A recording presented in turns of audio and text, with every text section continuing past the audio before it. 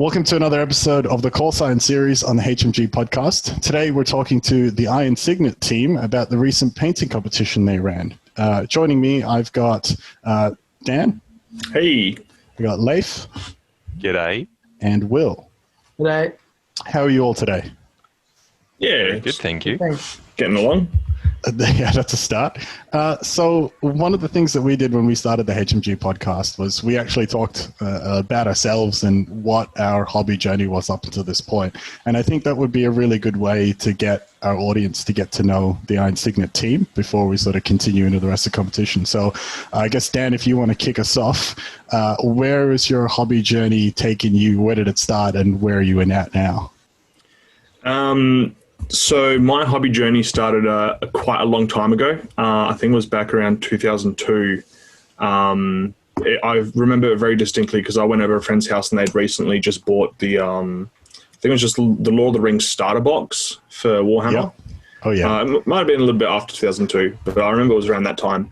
And it kind of, that journey was a little, kind of went a little bit like this. I really love Warhammer. And then studies or something else happened, and then I really love it again, and it was kind of an on-off relationship with myself and miniatures. But finally, I found my love. And I think about 2 years ago or so, I sat down and went, yeah, you know what? Painting miniatures is something that's always been there. And I might not be the best on the tabletop. I might not be able to win with dice, but possibly, just possibly, I might be able to win with a brush. So that's kind of what spurred that. And then joined up with West Oz Miniature Painters and found these two fine gentlemen. And now we're on a journey together. Yeah, and a very exciting journey that I think everybody's very happy that's actually come to the scene, come to the community. How about yourself, Leif? I actually think you want to introduce Will first because I was after Will, if that makes any sense. We're hand in hand, but I think Will can go first and then I can speak after that. So Will? Okay. So my name's Will Cooper. I guess my hobby journey started about 25 years ago when I bought a scale model, actually. I think it was a Messerschmitt or something like that. Good choice. Local toy store, no paints. I think I just had glue. I took it home and glued it together. I went, I don't know what to do with this. And then my dad was just triggered like a nostalgic event with him, and he just suddenly then went insanely crazy collecting and building and painting and everything for mainly World War II scale aircraft. So I just sort of tagged along to some of the hobby stores in Perth back in the day, the Perth Hobby Centre and Stanbridges and the sort of old haunts that barely are around now, and stumbled onto First Space Marine, and then sort of ended up settling on Necromunda. Reason being is that at that sort of age it was a sort of contained game. It had terrain, it had miniatures, and it was pretty affordable. You didn't have to buy big armies and things like that. School finished, and so did the hobby for me for 20 years. Still played a lot of role-playing games in that time, mainly Shadowrun. Oh, yeah. I love the sort of more cyberpunk influence. And then Necromunda got re-released in 2017. Yeah. And reached out to sort of some friends and Leif being one of them as well, that played it back in the day, even though we didn't know each other back then. We both played it, and we were friends at that time, so we connected on that again. And then that's 3 years, really, of just getting right back into the miniatures and the terrain and into just the hobby side. So, yeah, that's really interesting that you were able to find that connection again after so many years. And I think your hobby journey sort of echoes mine a little bit as well. I started with a scale kit probably from World War II or some Cold War era stuff, and then I saw a suit of power armor and I was like, that's wearing a tank is way cooler than being in a tank.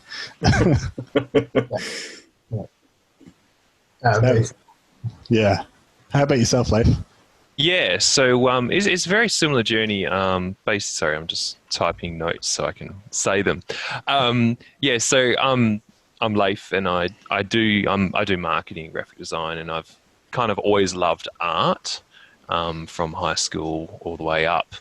But basically, I was hobbying, on Warhammer First Edition, Warhammer Second Edition, and I liked Warhammer more than 40k. So I have a Dark Elf army, which I actually still have. Wow. And basically, I played it, and then the rules were, I didn't understand them. But then we did get into Necromunda, and that was, you're right, Will. We basically played Necromunda, and that was kind of the finish of the hobby. I was still playing a bit of Warhammer, but the money, I couldn't afford to buy everything. Yeah. Anyways, so we gave that up for a while, and my friend took it all our stuff to South Australia, and then we actually got it all sent back a little while ago. I rejoined the hobby like Will in 2017 when Will goes, "Hey, Leif, I know you like Necromunda, or we're going to play this game. Do you want to play it?" I'm like, "Oh, I've got Necromunda. Oh, I play Escher. I'll use them." And I had all my old models. I'm like, "Oh, well, I need to repaint these." So I stripped the models, didn't take any photos, and repainted them, and did an okay job. But as we started playing the game, Will invested quite a lot into the terrain building on Necromunda, and also we played lots of games, and then he made a campaign, a role-playing campaign using Necromunda as the base story, and he built these amazing terrain pieces. But when you're playing the game, you want to have nicely painted miniatures on the board. So I started painting taking a little bit more seriously, and then about August 2019, we've been playing a while. I actually started taking it seriously, and the Brushmasters competition occurred. And I'm like, right, well, I've got an old dragon that I would like to paint. So I stripped it and basically repainted it for that competition. And that's when my hobby of painting really kind of developed, and I started taking it a bit more seriously. And then, I just realized that as a graphic designer marketing, I've been missing some creativity that you don't really get to do in commercial design because there's budgets and things like that happening. So I was able to do whatever I like, whatever color I like. And that's when I started doing miniature painting, basically. So that's it. And then obviously I got into West Oz Miniatures. I got in there as a moderator. And then just before the Brushmaster, and then kind of got a bit more involved and became admin after Brushmasters, basically. Yeah. So there you go. That's interesting. I suspect that as you alluded to, graphic design in sort of a commercial space, it's not necessarily your project, right? You're working to a customer's brief or a client's brief. That's correct. Yeah. And you can put your own spin on it, but they sort of get the final say, which I think, as I'm getting from you, that you're like, art's really important to you. It's really big. Sometimes that can be pretty frustrating. Yeah, and I hadn't had the opportunity. So I've been doing graphics for years now, but I haven't actually been creative outside of that for many, many years. And rejoining the painting and then getting pushed by Will to maybe paint a bit better and things like that, and discussing things and seeing the amazing stuff he created, I realized that it's actually a great outlet for something I can do. I played a lot of computer games, and I played a lot of Dota. Oh, yeah. Fantastic. You need an outlet for that, don't you? What I've realized is with gaming, I don't begrudge it. I have a couple of great friends from over east and around. But when you paint a miniature, after 3 hours, you've actually got something to show for it. Whereas in Dota, I had 3 hours of gaming to show for it, and that was it. I couldn't show it to anyone, and people outside of that community didn't really understand. Whereas with miniature painting, you can show off your miniatures, and people can look at them and go, "Oh, wow, that's cool," or make comment. So that excites me, and I can do it during the night instead of watching TV. Yeah, and I think that sort of touches on a few things that I just want to make sure that our viewers take the time to notice. So Will and Leif, you guys have your Instagram handles there. These guys are seriously some of the most fantastic Instagram accounts you'll ever see. I know I haven't subscribed to you, Leif, but that's my fault, not your fault. I just want to make that clear. And Will is probably one of the absolute like hot shots when it comes to Necromandatory. I mean, I know you'll never admit it, but like every time I see one of your posts, I'm just like, oh look, he posted again. And and very often I'll just like I'll have it up and I'll run to my partner. It's like, oh, you got to check out this Necromandatory, and she's not even in it. And as you said, Leif, you're right. When it comes to playing games or particularly like video games, after 3 hours, especially Dota, the only thing that usually happens, at least in my experience, has been your MMR goes down after about 3 hours. Pretty much. But after 3 hours, stays the same. Yeah, after 3 hours at a hobby table, you've got something that you can talk about. And I don't particularly want to show my MMR decreasing. That's not really something I like to advertise. But yeah, and so what is the Westeros Miniatures? Is that a Facebook group? Is it more than just that? I'll take this one. Westeros Miniature Painters, it's basically, we're just trying to collect all the painters in Western Australia. I think that's the original intent, just to kind of have a location where people can go to, share their ideas, get feedback from local people, because there are some other bigger groups like Evia Metal, and I think we've posted to there a few times, and within half an hour your post is lost because there's so many people there. Not only that, but I think with West Oz, we're kind of just trying to push for a more community-driven aspect of a Facebook group. And I think now we're at the stage of where we want to reach out and try and grab more than what we've got at the moment. Like, we're seeing a lot of Games Workshops type models. We're seeing not so many kind of scale models or models that are outside of the sphere of influence by our overlords. But we'll definitely love to see more scale. We'd love to see a whole bunch of different other stuff. And I think, at least to me, Westeros Miniature Painters is trying to get everyone to get as much information as they can to further their painting and hobby journey. Like, there's stuff that scale guys know that we wouldn't have a clue about, and it might be vice versa. And yeah, I think that's mainly the aim. Is there anything that I missed, guys? No, that's it. Just get some more, and giving people, hopefully, in combination with the online feature, is having more physical things like the Cygnet, like workshops, like painting days, so people will start to know each other, and then hopefully there'll be some more native posts, and people, they're taking photos of their miniatures. Most people will at some point. So hopefully they can share them. It doesn't necessarily have to be feedback. It can just be they're really proud of their pieces, or they want feedback, whatever. We're just trying to increase that sort of sharing and coming together. Yeah, sense of community is really important. It's something that really makes the difference between, just something that you do in your own time and a hobby.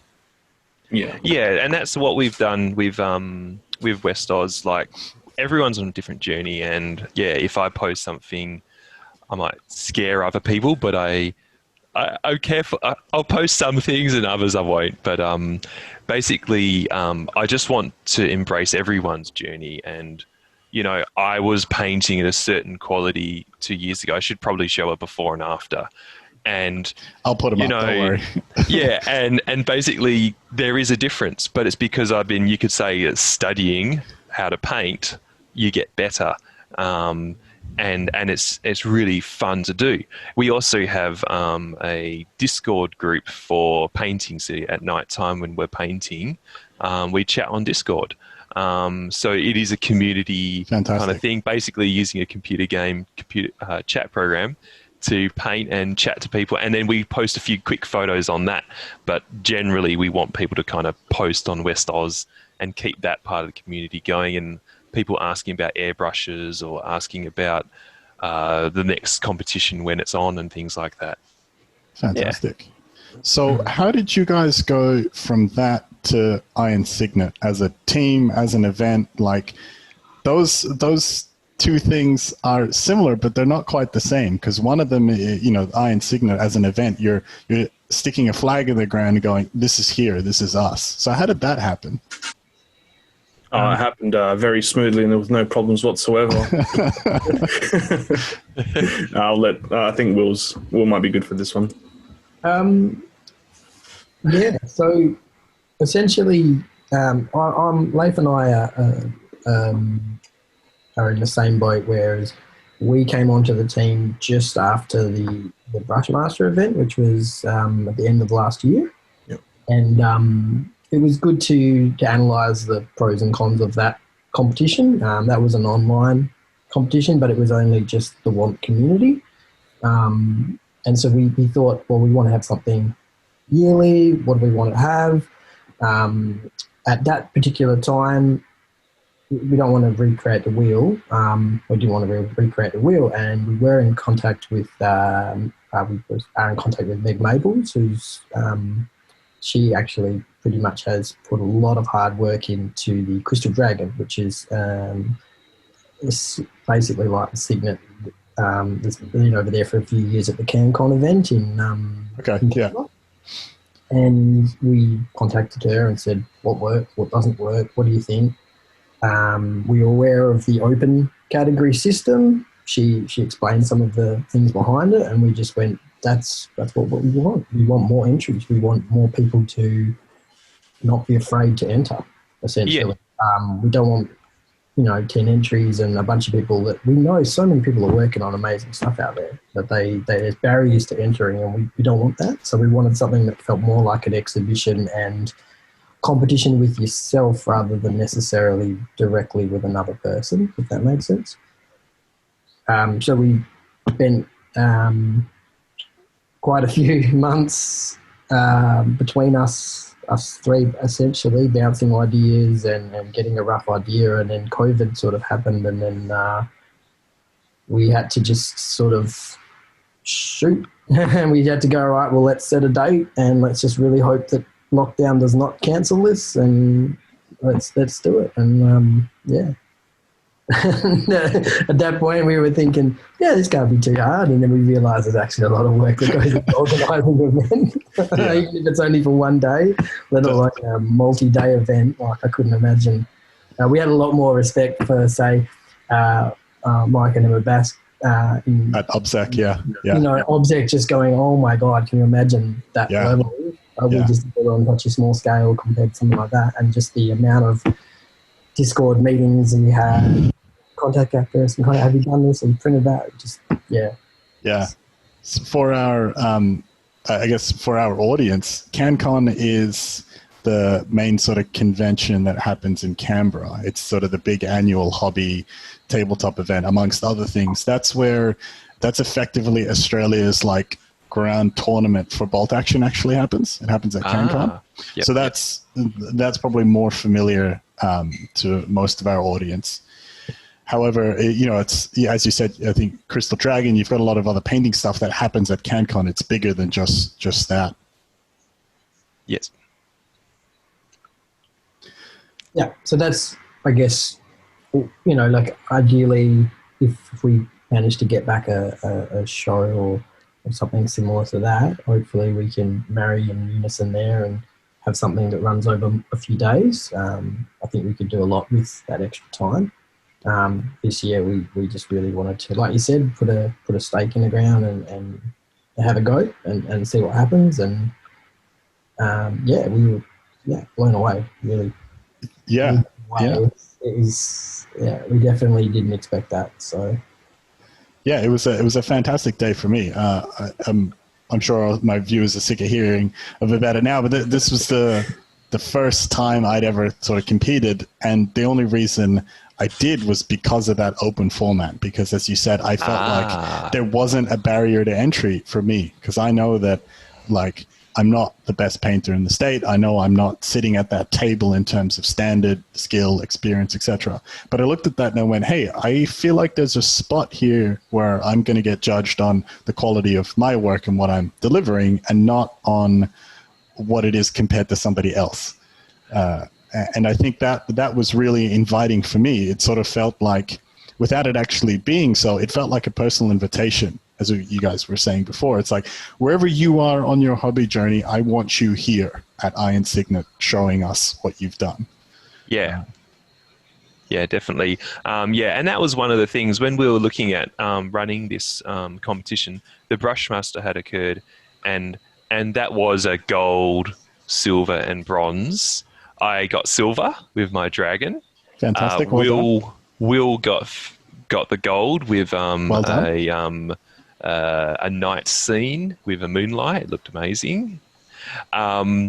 And I can't remember who gave that. Sorry. We'll find out. We'll put it up. But basically, I know that if I enter another competition, people are like, now I'm up against that guy who's going to be trying really hard.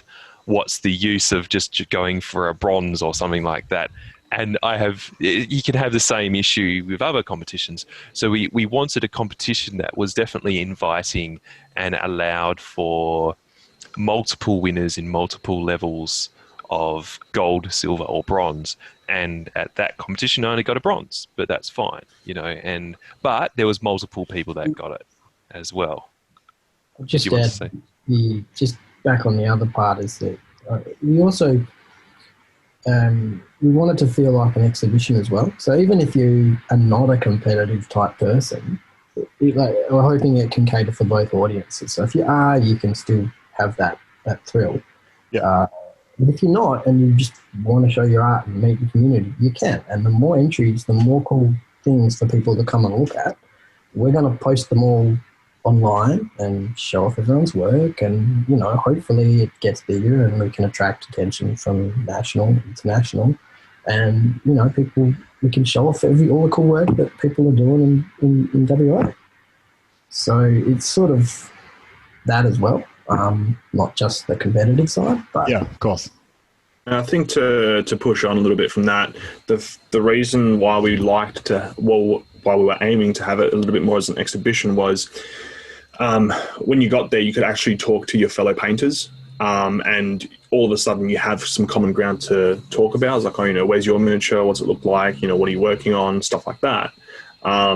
Whereas I feel almost like if in a first, second, third tiering system, there might be that little bit of competition streak. It was like, my stuff's better than yours. I'm just going to go over with like second and third, and we're just going to chat over there.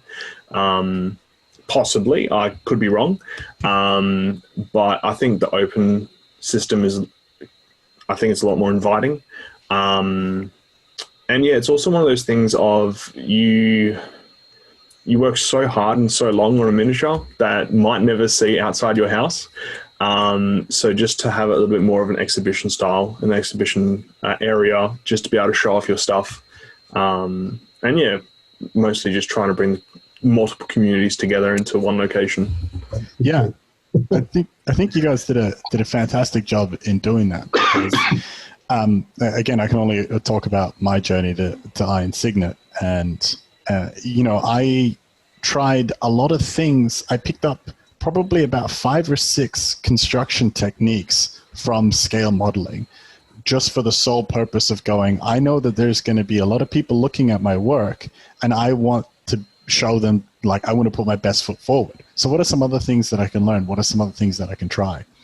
And I think to have that both sides, have the competitive, have the exhibition, and give everybody sort of a chance to really get what they want out of it based on what they put in. I think it's a very challenging balance to achieve, but I think you guys did quite well. I'm just, for the sake of the uninformed, just talk about the structure real quickly. You feel free to correct me if I'm wrong. There was basically 3 categories. You had under 18s, you had the Iron Born, which is people who hadn't gotten gold in a painting competition before. And you had Iron Forged, and that was people who had gotten gold in a painting competition before. And that was it. You could submit whatever you wanted to any one of those categories. And you weren't, as we sort of alluded to, there wasn't one gold prize, there wasn't one silver prize and one bronze for each category. Each work was judged individually and said, this is a gold standard piece for this category. This is a silver standard piece for this category. This is a bronze standard piece for this category. And also, you didn't have, it wasn't like everybody gets a bronze. So there wasn't like it wasn't just like a participation prize to get bronze, which I think was actually, it's quite a brave thing to do, but I think it was the right decision. Also considering that the amount of exposure that was available to an average painter. Like, I met Will there, I met yourself, Dan, Leif, you and I had a brief conversation. It led to this, which is fantastic. I got to meet some of the best painters in the state everybody was super friendly, it was super humble, and the only thing I had to do was drive to the place and pay $5 for the entry per submission. I think to have achieved so much with such a low barrier to entry, it speaks volumes to your ability to put the event together. So well done to yourselves. Now, I guess the real question, what I want to know, and I think this has been a very burning question since I first came across it, where did the name come from, Iron Cygnet? Ooh, that one is perfectly lined up for Mr. Will. And he knows it's coming every single time we get asked. You can kind of blame me for it, but I didn't actually come up with it. I just vetoed the other name. The name was suggested to us by someone. It was the Iron Quokka. Right. I just... the other guys were pretty cool with it. It didn't sit with me for a little while, and then one day I was just throwing things out there, and I think it was actually Mark. Yes, Mark was. One of our moderators, Mark, man. Yeah. He said the Cygnets. Okay. And I was like, and then I think maybe Leif or someone turned it into Cygnet, and we're like, hang on, well, Cygnet's a swan. So that's we were looking for some tie-ins with WA. Yeah, so iron ore, we've got swans. Like the cool stuff was taken, so the dragons and all that sort of stuff. So we were like, so Cygnet's like a baby swan. So we sort of thought, oh yeah, that works. It's the Swan WA. Yep, it works with where we are in the start of the competition and the start of growing things. And then someone threw out Cygnet Ring, and we're like, I think they're two different things, but that's a really cool idea. Yeah. Then we had like a Cygnet. Yeah. And we were like, actually, this can work. This is actually a really cool idea, because we were trying to think of a prize that would have some prestige to it, but at the same time wouldn't be, something that was small but prestigious and had the weight to it. And that was a nice like a medal or a token or a sash or something like that. Yeah. So, Dan just threw it at me because I was blocking the clock a day or so. A day. I think it was more like 3 weeks. Okay, maybe. Well, how's this for grand plans? Why don't next year you run it out Rottnest and you can call it the Iron Quokka? Yeah, that'd be cool. And we could all catch a boat over. Yeah, I was going to say the gold gets a helicopter ride back. You get to leave the island. That's better. That's better. You're forced into a painting training camp. Yeah. One of the things I wanted to say is my wife. Yeah. Okay. One of the things I wanted to say was, the dragon had been taken, the master had been taken, the crystal had been taken, the demon had been taken, the golden had been taken. And the other thing we wanted to do with the name was we didn't want it to be alluded to a specific genre. Okay. And an animal rather than some sort of dragon or something or a cult icon or something like that does change the atmosphere. So the Iron Cygnet was a baby swan and we're like, we can be the underdogs kind of thing or whatever, and that's how it kind of came to a light as well. Yeah. And I think it's an important thing to consider. You don't want to name something that requires explanation, right? You don't want to be like, we're the it's the Iron Knight painter competition, but it doesn't have to be silver and it doesn't have to be knights. It doesn't have to be fantasy. It just, just save yourself the trouble and just pick a more neutral name. Yeah, that was like the main prize was like, should we do the rings that you win for gold as iron, or do we do them as gold? It made it really difficult. It was like, I'm just going to do gold, fine. I just do that, and we can do iron another time if we have to. Yeah, just iron like iron blocks next time, just like 1 kilo bars. We've had that idea actually, or like for as the plinth. Oh yeah, that's a good idea. Yeah, it's a bit heavy.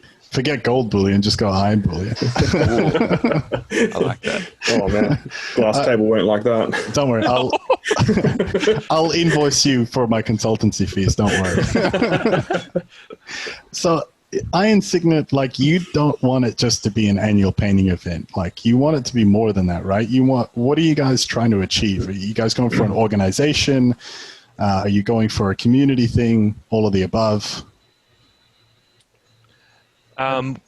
Basically, the Iron Cygnet, we created a page for it outside of West Oz. West Oz Miniatures Painters Group is a secret group.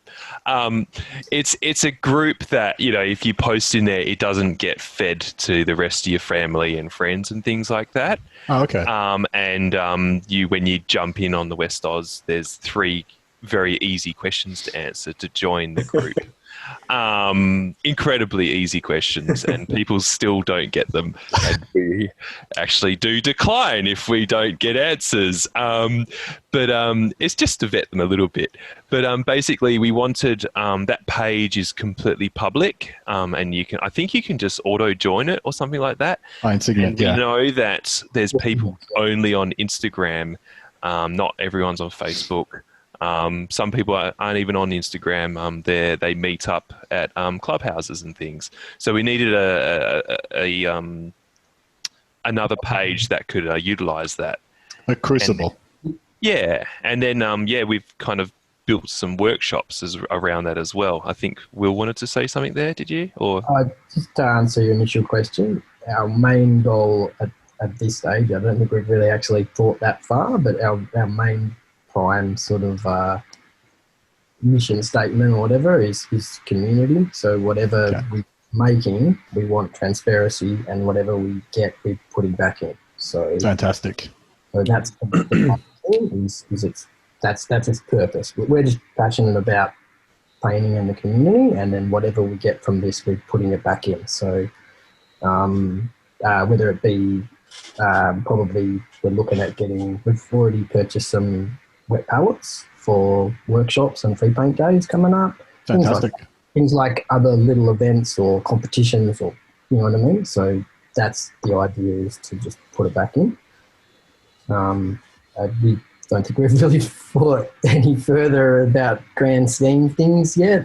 It's the first one. So yeah, you've wounded me here a little bit, Will, because I'm like all about vision. I'm all about mission statements. Like, you can ask the other guys in the HMG podcast. I'm like, what's our vision? What's our 5-year plan? What's our 10-year plan? Like, that's the kind of person that I am. But I think, yeah, like I said, I'll just send you consultancy fees. Don't worry about it. That's actually really interesting. I really like the approach that you guys are taking, having mission statement, if you want to call it that, as simple as community. You don't need more than that, right? Because that's your north, it's your south, it's east, your west, it's your boundary. As long as you're doing something that promotes it, builds it, and shares the community. I think sounds like what Iron Cygnet's all about. And the other thing that I really like is it's not just, here's your annual painting competition, deal with it. It's not just that. It's like, cool, we'll do some workshops, we'll do some painting days, we'll give you more opportunities to meet all those people, and we'll give you places to rub shoulders with others that you can learn from, improve your skill set, and just share your techniques. Yeah. Hopefully bring some international people over. Like I said, we had Maples lined up for a 2-day display course, painting course this year. And I know the three of us and some other people were in that and really hanging out for that. And of course, COVID happened, so that all got cancelled. Yeah. So that would be a start. As soon as that comes back, we'll get Meg over. And then, you know, if we can attract other people over to come and do workshops for things like that. So, yeah, that's really exciting. I think that's a lot of the stuff in WA is very like WA centric, and there's nothing inherently wrong with that. Of course, because we all live here. The state's great. We're COVID free. All of those wonderful things. But the flip side of that is, of course, is there's so much more talent outside of WA as well. And it's having a place that we can share not just the WA skill with each other, but also the WA skill with the rest of Australia and vice versa, and hopefully internationally.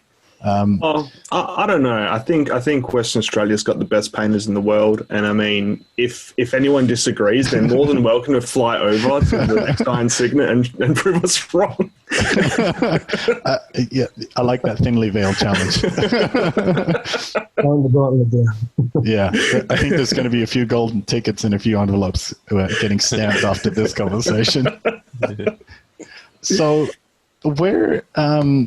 how did you guys go about actually putting the event together? I've got a friend who is an events planner like that. That's her profession, and yeah, it doesn't not sound like easy work.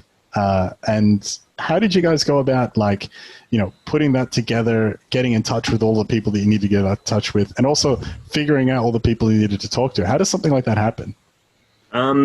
So I think, well, initially, first off, right off the bat, we actually needed a location of where we're actually going to hold this thing.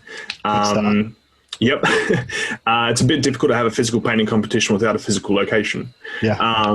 So we talked to Danny from Northern Boards, if he'd be available to allow us to use his entire store basically for the day, and how much that will kind of set us back. And after some stiff negotiation, we managed to use the store for the day at the low cost of nothing.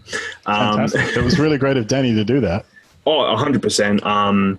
And if anyone's looking for any of their tabletop gaming needs, Northern Boards up at the Wanneroo Markets. But no, it was great. Only fair he gets a kickback. Yeah, exactly. He was really great. He helped out wherever he needed, and he did also kind of say more or less like, "Cool, the store's yours. Do whatever you want with it. Just kind of put it back together how it was when you're done with it all." And I think after that, it was more or less of setting up a structure of what we wanted to happen, where we kind of wanted to get the word spread out to, and then we managed to kind of divide and conquer. Will took it upon himself, or was given the task, I can't remember which one it was. Volunteered. Yes. He was in communication with the scale model guys. And just because I've been kind of rummaging around a little bit more in the gaming side of 40K, I'm a little bit more familiar with the Games Workshop side of things. So I managed to kind of reach out to them, make sure everything was above board and that we could kind of promote our event through their pages. And then at that stage, it was like kind of one of those things of like, sweet, what other gaming clubs or what other areas can we get our hands onto to actually promote this event? And it gets to the point where we have a reach, however, our reach isn't far enough to get to people almost such as yourself, to get to the bolt action community or get to other communities that we don't have a foothold in. I mean, it'd be fantastic if we could get a foothold into every single little community like I almost have for Games Workshop, where easily enough go, hey, you know, can we do this? Are you guys fine with that? Yes, no, maybe, and then kind of take it from there. And yeah, then I think leading up closer and closer to the event, it was more of, we need to get this done, we need to get this done, we need to get this done. So a small list started to grow a lot longer, really, really quickly. And then it was just a matter of kind of ticking things off as we went along. There were a couple of things that we didn't foresee that popped up. However, I think we covered them eventually, which we can talk about in a moment.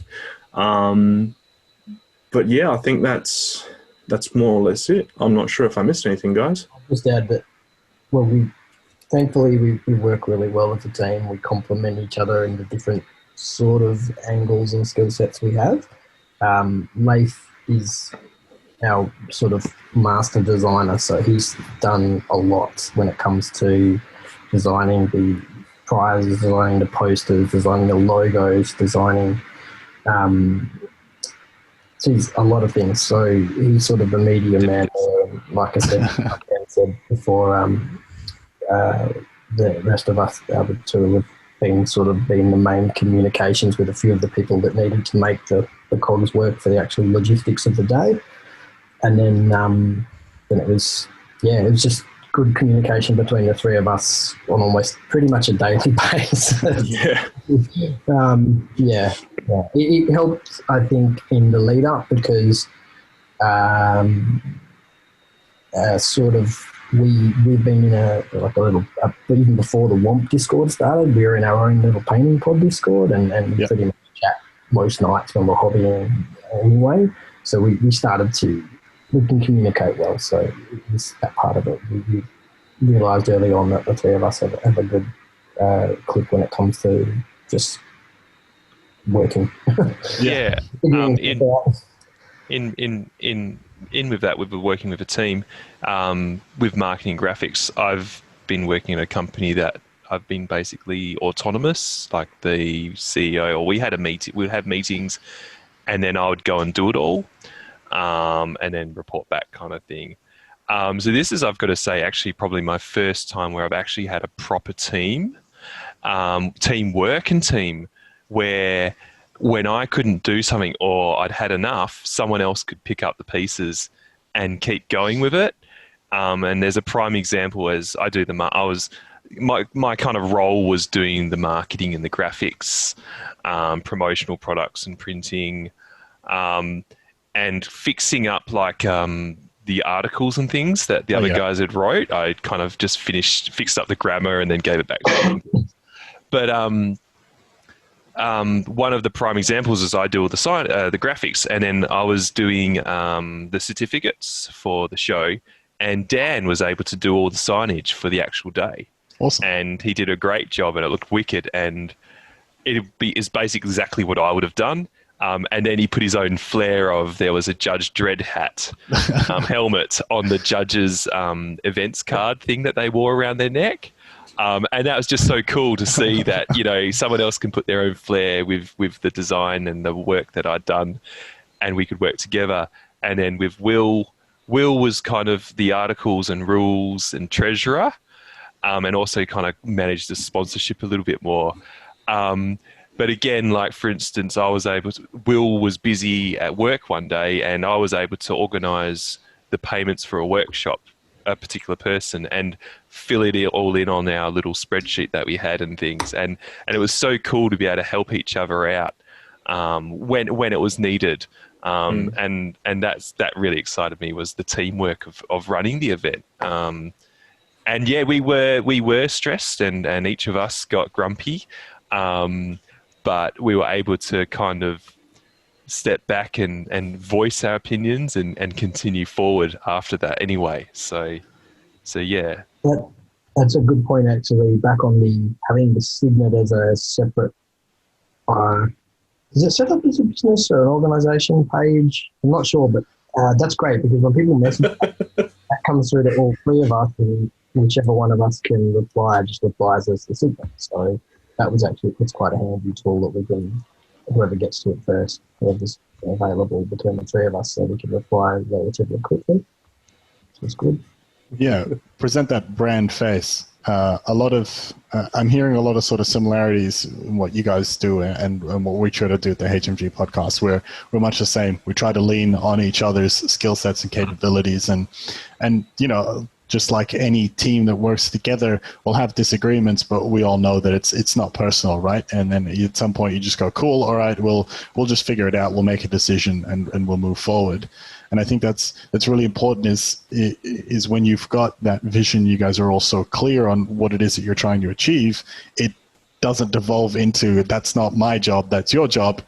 It was always this needs to get done. If you can't do it today, not a problem. One of us will do it, because it's it's about seeing the event or the organization through to its conclusion, and not, is somebody fitting their bill and doing the things that they need to do. So you guys talked a fair bit about the marketing and the signage. Did you have a quote unquote strategy for getting into all of the groups and how often you were going to post on Facebook and sort of building that steam? Was there sort of a conscious effort behind that, or was that just like talk to as many people as possible and post as often as we can? I think it was a shotgun approach where we're just going to shoot loud, fast, and see what hits. I took it upon myself to try and promote the event through the Games Workshop community pages. I didn't want to overbear them, so I think we only did maybe 2 or 3 posts or 2 or 3 reminders leading up to the event. It was literally like, in this day and age of digital media and marketing, it was literally printing out posters and going out to different clubs and sticking them up. So yes, it still works. Yeah, absolutely. But yeah, it was literally almost, and at some occasions it felt like we were grabbing people by the shirt going, oh, hey, you should enter this competition. Like Leif mentioned earlier on how some people aren't on Facebook. Will and Leif used their Instagram connections going, hey, check out this event, it'd be great to meet up. And I think also it kind of touches back on rubbing shoulders with people in the community. Some people you never see because you just never see them because they're at home painting.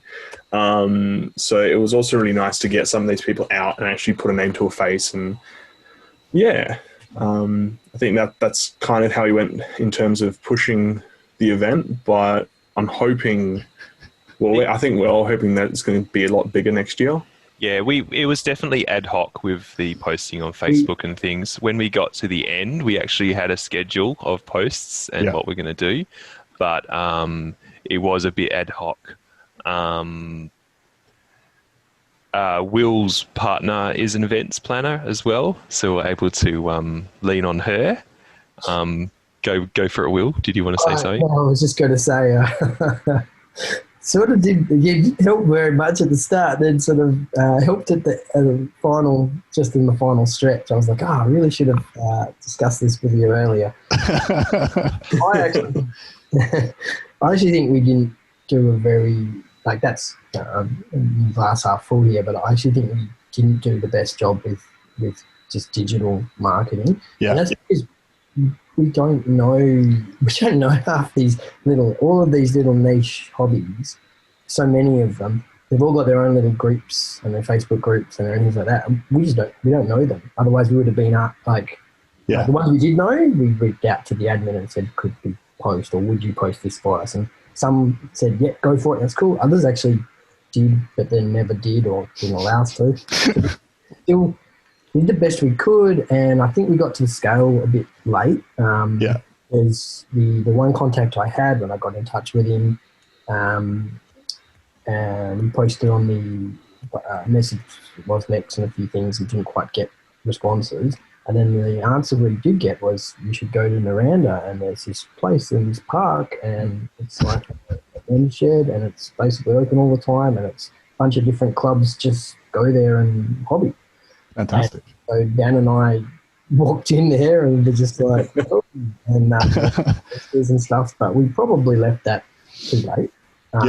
We could have got in there earlier, started to build up that relationships, meet some of the people. So it's something to learn for next time, but the trick is getting to those, just knowing what's out there, knowing the different. Yeah. I just met a friend who's he's a good mate of mine. He plays Infinity, and I didn't realize he's the admin for Infinity, and he's got 280 members in his Facebook group. And I could have easily leaned on him and said, "Hey, mate, you guys paint. Why don't you join us?" And I missed the whole section there. But that's next time we'll do that. We just we really have been in that bubble for 3 years. Really, only Leif and I have sort of been in a very small play group of one game bubble. So we're all starting. We're just starting to learn about it already, basically, really. And it's a really challenging thing to break out of your little hobby bubble, especially if if you've got like a really good regular game, if you're talking something like a D&D campaign that's going on for years, or you've got a regular D&D group, as you guys have said, you've got your regular Necromunda game that's working really well, it's really difficult for you to go, no, hang on, rather than going to this experience that's known with people I know is going to be a good time, I'm instead going to take the risk and go to this club and try this and try this and try something like that. That's a really challenging thing for a lot of people to do. And it's something that I've only done in about the last 18 months. Prior to that, I was in a very small 40K bubble of about 3 or 4 of my friends, plus a couple other ones as they dip their toes in and out. And don't get me wrong, like it was a fantastic time to do all of that, but you're playing the same armies against the same people in the same missions at whatever schedules line up. And then I said, well, hang on, I really want to try something different. I want to just go out and get involved in the community. And then I went down to Rockingham Historical Gamers, played some Bolt Action, realized it's the best tabletop game ever made, and now I can't stop playing it. And you know, I've obviously got this podcast that I'm on, and the things that's really incredible to me is also the amount of feedback we're getting from the community. Like, you know, the first Bolt Action tournament I went to as a player, I had people coming up and talking to me that I didn't know their names of, and they're telling me about the stuff that they'd heard on the podcast. And having that sense of community come back to us was and is extremely rewarding. But the challenge is, how do you break into those communities if you don't know that they exist in the first place? Yep. Definitely. Yes. Now, I think a little shout out as well to OBSEC, who gave us a spot on their website for an article. Fantastic. Just leading up to the event, and then obviously having us on their podcast as well, post-event, and things that we might change and looking towards the future and whatnot. They've definitely been a great help to try and get the word out. And yeah, I think we almost need to sit down and just write a big long list of what are the community groups in Perth, and spending a month or two who's the contact. yeah, exactly. Finding like a key figure that wants to work with us, essentially. And find that in one of the communities. I think we found a Bolt Action one. I don't know where you found it. Yeah, let's do it. I'm keen. I'm hook, line, and sinker for Iron Cygnet. Do you know if there are any like bust painters in Perth? I've seen. It's a recent like niche I've stumbled in on Instagram, and I'm like, you know, these guys are. I thought I was an okay painter compared to the like miniature painters, and then I saw a couple of these busts, and I'm like, that's not a painting. I think there is a few. Okay. We sadly haven't seen any really share on Womp yet. Okay. But there is definitely some out there. There's actually a Australia. What's the Australian mini painters or what? Oz Painters, yeah. Which is just full of larger scale and bus, and there's some crazy stuff out there. So we definitely want to bring some of that in. We want to entice some of that and get some more people doing that. We'll be trying them. Yeah, definitely. I myself tried to do my first bigger scale miniature for the Cygnet, knowing that this was a competition. There isn't that many in Perth where you can enter something that's it's not a Games Workshop mini. So I saved Games Workshop minis for their one, and I tried to enter something different for this one. We definitely would like to if there is people out there that are doing that, or I would love them to come and bring that to the table. Sure. Yeah, I think fantastic. Let's try find these people, because I think seeing more of everything would be ideal. Did you guys sort of make an effort to try to find the gaming clubs that sort of exist around Perth? Because I know, Dan, you've got some contacts in some of the GW stores, and you just said you've pressed some of the GW communities, but there's a few. There's probably about a half dozen not store-associated gaming groups that play like dozens of different systems that have loads of different good quality painters in there. Did you sort of know that they existed? Did you try to reach out to any of them? Did you have any luck there? I don't think we reached out to as many as right now thinking we should have. Okay. It is definitely one of the things. Hindsight. Oh, exactly. It definitely is one of those things that moving into the next one, we will be kind of looking into a little bit more. I think also when we did announce the Iron Cygnet, because we gave it a date, we gave ourselves a very hard timeline. I don't think we were I wasn't quite prepared of how hard that timeline actually was. Yeah. And kind of the spruiking that we needed to do to get this event recognized by a whole bunch of other people. But it's something that will definitely be taken into consideration for next year. And yeah. Sorry, Dad. No, that's right. Just in the very early days when we were trying to, we don't know of too many, so okay. More, but I won't name names, but there was a few at the start where we didn't get the response that we could post in the page, or for certain stores they weren't as happy to advertise our posters due to, I guess, conflict of interest, I believe, because it was at a competitor store. Yeah. So ideally, we were hoping to be at a neutral location, but COVID and things that had happened, Danny was actually really helpful in absolutely, person. He was literally like, "You could use my store." We did get a little that. Definitely for me, because I was initially trying to get out to those communities, that was a little bit of a knockback, because I thought people would be pretty keen to just exhibit community painting competition, like it wasn't associated with but so I guess that would be the next challenge, is trying to hopefully people we can find those other clubs. So if you know how, know of more, please. Yeah, we've shouted a few of them out on the podcast before. I'll rattle off the ones at the top of my head. Start typing. We can figure out later. There's a dozen I'll forget. Don't worry. So you've got Outpost 6030, which is sort of the big one in the center that most people know about. So you'll get a lot of Infinity, Bolt Action, and 40K players through there. I know you've got Crags, which is near Rockingham Way. You've got PMMG, which is the Perth Miniatures. There's another M that I forget the acronym for. Gamers, they're located at the Rhine Donau Society. So those guys also do a lot of other stuff. There's the Napoleonics Wargaming Society.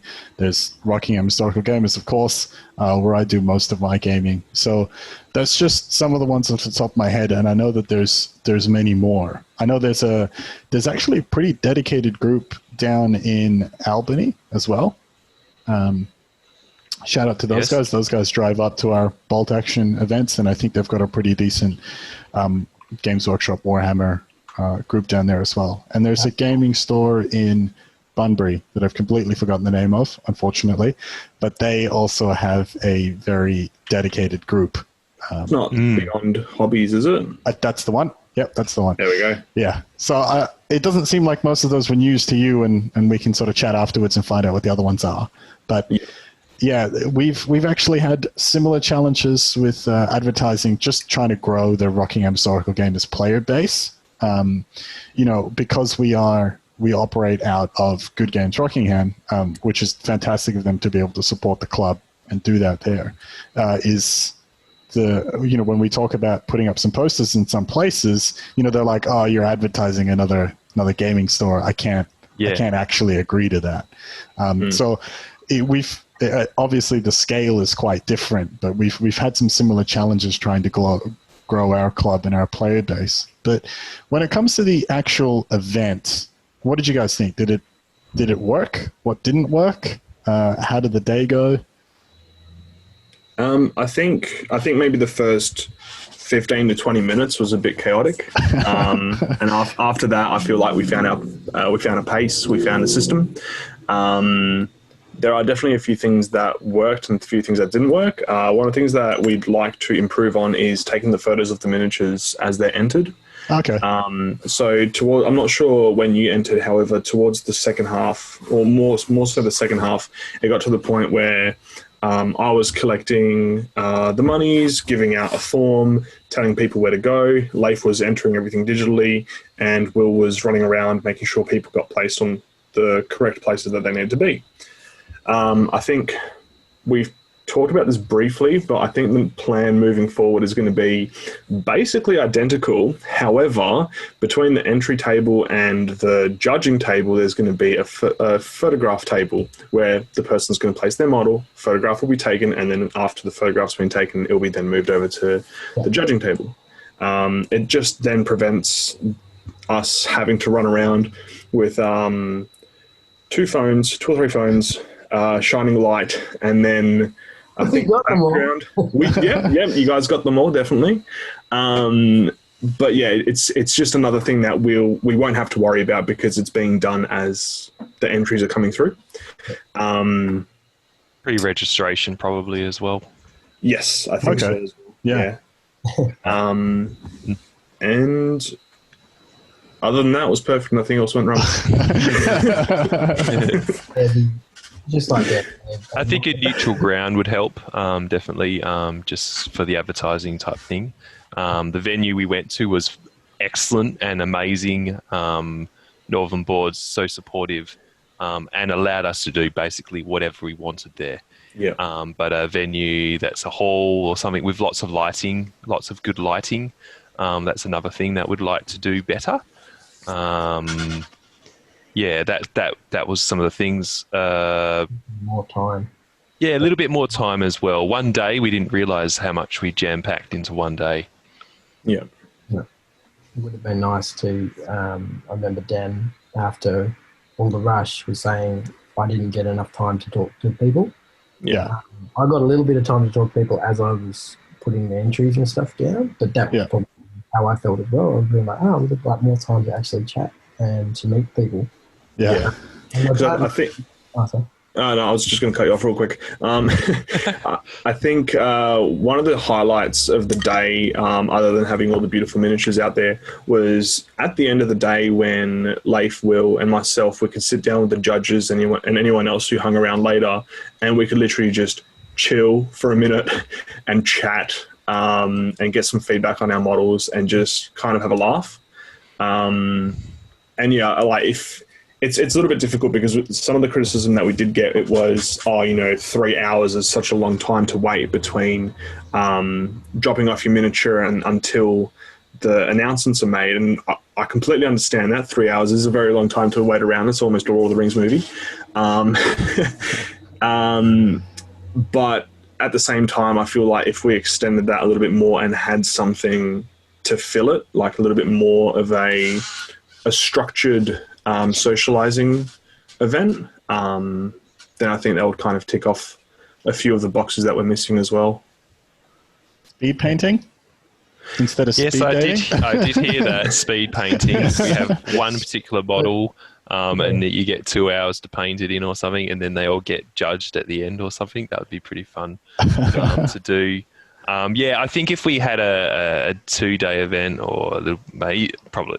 don't know about 3, but the judges didn't get enough time to judge. I think they needed another hour. And next time would everyone would enter on the day, and then that night maybe they would judge, or it would be closed off and would open the next day at 11 o'clock because they've just been there since 8 a.m. looking at all the models with no one around to hassle them. Yeah, that kind of thing. So, yeah, giving the judges a bit more time would be good too. Fantastic. I think for considering that it was the first time putting an event together, you got almost 100 entrants, and that your main complaints were it was too short and we didn't have enough time to talk to everybody. I think that's a pretty stellar outcome. I know, say for example, I talked Will's ear off for about 20 minutes when I first got there, just probably like sweating off some first-time competition jitters. And he was my verbal punching bag for those 20 minutes. And I think I was talking to him for about 15 minutes, and then he was like, "Oh yeah, I've got this Instagram thing, and I do Necromunda train." And I'm like, "Are you telling me that I've just been talking to some dude I've been following for like 6 months on Instagram?" And so I think there's probably a lot more of those connections around in Perth, that a lot of people don't realize that the people that they're following on Instagram, the people that they see posting on Facebook, are the people who go to these events. They are the people that they can actually get a chance to meet. And I think that was it was really cool to just have all of that come together. And so, what are your plans for next year then, if you can spill any beans? I don't know. Well, I mean, we can spill some beans. I think it's pretty clear that we definitely want to run it again. Good. We're obviously definitely going to advertise a little bit more in some of the more niche areas. I don't know. I would like to get a speed painting competition put into it as well. But other than that, I don't think we have anything quite solidified in the ground just yet. I think, well, I'm not sure about these two guys, but I definitely want to have a kind of a face-to-face meeting at the beginning of next year and kind of just sit down and iron out all the kinks that we've found. And then just kind of refocus our vision of what we'd want the next Iron Cygnet to look like and how we'd want it to run. And then yet again, start with a very small list of things to do and see that list expand over the course of a few months. But other than that, the only other beans that I think we can spill is we're probably looking at roughly the same time next year. Okay. I think September, October. Yeah. Yeah. We want to give some space for other competitions between each of these competitions that are around. Yeah. So that you can paint your models for ours or someone else's, and yeah. Yeah. Spilling beans wise, though, we do have a workshop which we've just released on West Oz. On Iron Cygnet and posted to West Oz for true metallic metals. We also have another workshop coming up. Can I reveal that, guys? Yeah, go on. Okay, we've got another one, and this is probably where the bonus of running like a competition has come into it. Yes. We basically got a lot of feedback from the community, and it was really positive, and it was great. Awesome. But it also cemented the Iron Cygnet and West Oz into the community and getting some sort of respect. Yeah. And we've actually been reached out by a gentleman to run a workshop for us. Wow. Basically community, so people of the community to run events, and he's going to run one on the eyes. Wow. So we've basically got like a beholder model coming, and he's going to teach people how to do different types of eyes. He's going to test it on us first, so we'll always test the community to make sure that we love the quality, because we want quality. And then, that will be probably released in December. And then we've also been just talking about, especially because on West Oz, someone was asking about airbrushes, and it comes up quite often. I think we'll probably do an airbrush workshop just for fun. Probably no money involved, like early Jan at one of the places, and everyone can just try out their airbrushes and chat about them and run some sort of thing about that. Yeah, troubleshooting, because people get blocked nozzles and all this other stuff. But so those are the couple of little things that we'd like to be running very soon. But yeah, we do want to run another competition, definitely. Fantastic. Yeah, I'd say hopefully more than one day. I think we're trying to aim for 2 days. Potentially work it in with a workshop if we're able to get Meg over at the same time for her 2-day workshop. So run it over a long weekend or something like that. And Just some of the little things like Dan mentioned at the start, like we're a bit unorganised. We have a bit more of a structure in how we're going to actually run the logistics of the event. And we got the Born to Forge. Oh yeah, that's right. We're gonna just figure out going forward what the categories still look like, and how to we'll make sure that people feel like they're in the right category for where their skill level is at. So we're just going to look at that. We're also going to look at the judging a little bit. We don't want to stick with just we want to mix judges up through the events, and we want to we want the judges to enter. Exactly. Otherwise, they never get to enter. So we change judges, and we want to potentially have a framework there where we might be able to get a very faceted team of judges. So, do you know what I mean? Like, people can cover everything, and then a system that they can sort of combine together to judge. We didn't have that framework for them. Yeah. And we were hoping for more scale models. So initially it was like, well, your scale guys do the scale guys and the mini guys do the mini guys, and we're obviously more weighted to miniatures on the day.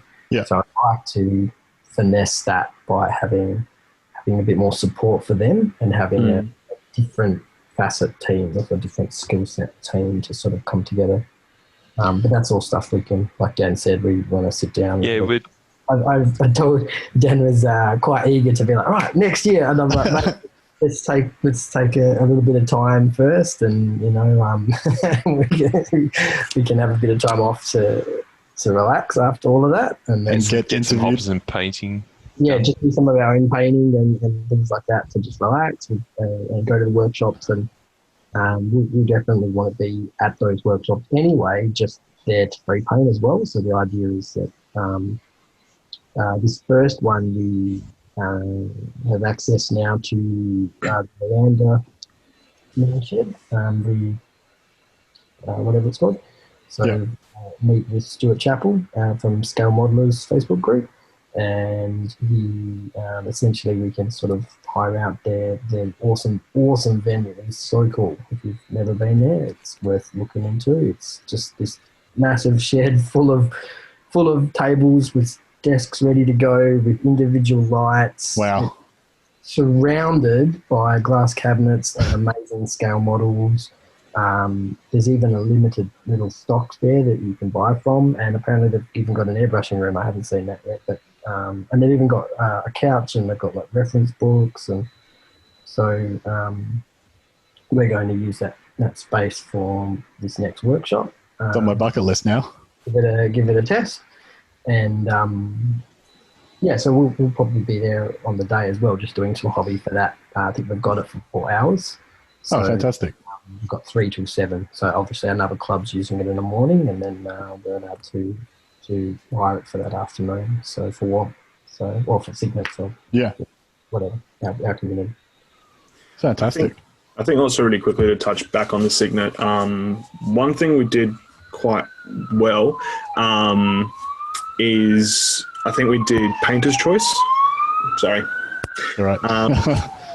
We did Painter's Choice, not People's Choice. The slight difference being that it's basically like People's Choice, but only if you had also entered in the competition, you were then able to vote. And that was just to prevent people getting their family and their extended family to come down for the one day and just vote for them, or getting all their friends to rock up and, just chuck a vote in for them. So I think that kind of evened out the playing field for that award a little bit more, just because as painters we can see what's a little bit more difficult, what's not a little bit more difficult, and things like that. That actually came to be very close towards the end. And I think one thing that was an oversight leading up to the event, but we managed to nip it in the bud, I think, is the Born to Forge award. And that was for anyone who entered in the category in which they hadn't won a gold yet, but their standard was high enough to push them up into the next category. Right, okay. So Yeah, we managed to come up. Leif managed to come up with another award called the Born to Forge, where you were quite literally born to forge. You can't see it. Oh, there. We'll put it up. You can't see it. We'll put it up. Don't worry. Yeah, It's going to be mailed to them, to the people that won that. Fantastic. And so that was basically like, they had entered in Ironborn, never won a painting competition before, and the judges went, your standard is much higher than that. We're actually going to put you in this category. Yeah, and then... I was going to say, and then they may not have won an award, or they might. Yeah, and okay. It's like, Anyway, continue. So. Yeah.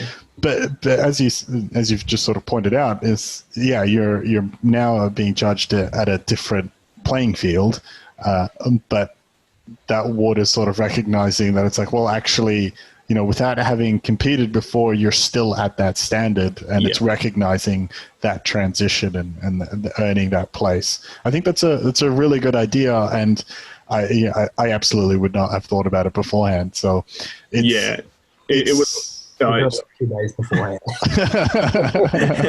Hence they're being mailed out now. It was definitely one of those last minute things of, I think, either the night before or the day before, we're like, oh, what if this happens? Like, oh, that probably won't happen, right? It's like, no, but what if it does? So, oh, shit. We'll see what happens on the day, and we'll just go from there. And then, obviously it happened. So we needed to cross that bridge. But I think we came up with a good solution to it all. Yeah. And it's one of those things that's difficult, right? Because, it's one of those things where you went, no, hang on, like, our bad. We've overlooked something. And then not just admitting that, but also going, let's make it right. I think it's a tough decision, but it's the right one.